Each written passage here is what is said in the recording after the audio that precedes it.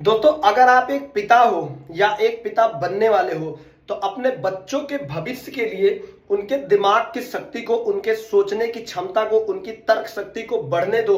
उस पे अंकुश मत लगाओ। उनसे ये बिल्कुल मत कहो कि बेटा ये मान लो, बेटा वो मान लो। तुम सोचो मत, खुद का दिमाग मत।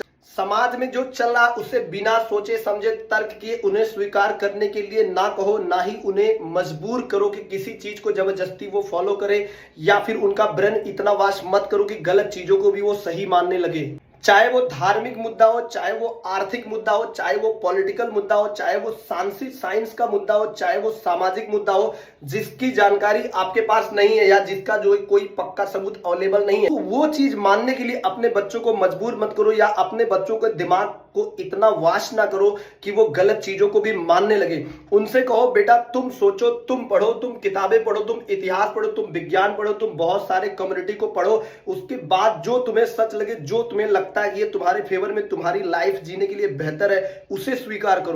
क्योंकि अगर आप ऐसा नहीं करोगे और अपने बच्चों को बिना सोचे समझे कुछ भी मानने के लिए कहोगे, तो धीरे धीरे उनके सोचने की क्षमता, उनके तर्क करने की शक्ति या उनके दिमागी विकास की शक्ति रुक जाएगी और वो सोच नहीं पाएंगे, वो तर्क नहीं कर पाएंगे, वो ग्रोथ के नए नए डायमेंशंस के बारे में सीख नहीं पाएंगे, और उनकी जिंदगी के बारे में क्या गलत है, क्या सही है, क्या डिसीजन लेना चाहिए, क्या नहीं लेना चाहिए, इतनी सोचने की क्षमता, तर्क करने की क्षमता उनके दिमाग में नहीं रह जाएगी। और ऐसा हो सकता है कि वो सही को जिंदगी भर गलत मानता रहे और गलत को सही जिंदगी भर मानता रहे। और जिस बच्चे का तर्क करने की क्षमता, सोचने की क्षमता खत्म हो जाती, वो अपनी जिंदगी में विकास के अलग अलग डायमेंशन, अलग अलग रास्तों के बारे में सोच नहीं पाता है।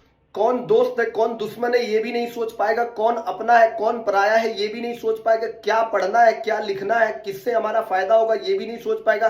किस डायरेक्शन में हमें काम करना है, किस डायरेक्शन में हमें काम नहीं करना, इतनी शक्ति कम हो जाएगी सोचने के दिमाग की कि वो ये भी नहीं सोच पाएगा।